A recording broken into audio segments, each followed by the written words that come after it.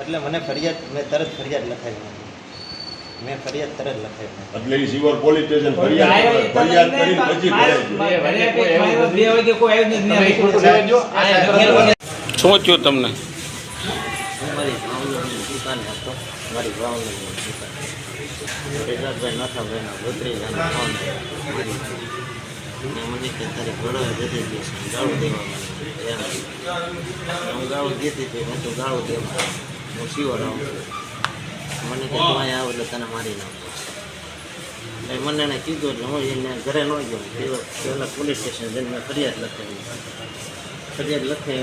ઘરે જતો હતો ને અમારા ઘરે તલવાર લઈ મારે ત્યાંથી પછી હોય રોડે ઊભો હતો પાનનો પહેલાં ત્યાં જઈને મને કે આપણે સમાધાન કરવું છે એમ કરીને સીધા રાહ જોઈ મારી. કેટલા જણા હતા? 4-5 જણા મને પાડી દીધું મારી પડી ગયા. પોલીસ સ્ટેશનમાં ફરિયાદ અત્યારે લખાવી કે પહેલાં લખાવી હતી? પહેલાં મેં લખાવી આવીને પહેલાં જ ફરિયાદ કરી આવીને ભાવનગરથી સીધો પોલીસ સ્ટેશન આવીને પોલીસ સ્ટેશન મારી અરજી લઈ લીધી બધું મારું લઈ લીધું રાબેતા મુજબ કરી લીધું. એ લોકોને મેં કીધું તરત કરી ફરિયાદ લઈ લીધી તરત હતી કે હાલો લઈ લીધું. તમારા છોકરાનો ફોન આવ્યો મને કે ઘરે ઓલો તલવાર લઈને આવ્યો છે હું ઘરે જતો હતો ત્યાંથી નીકળી ગયો રોડે ઊભો હતો બદલ કામ ડખો શામાંથી છે?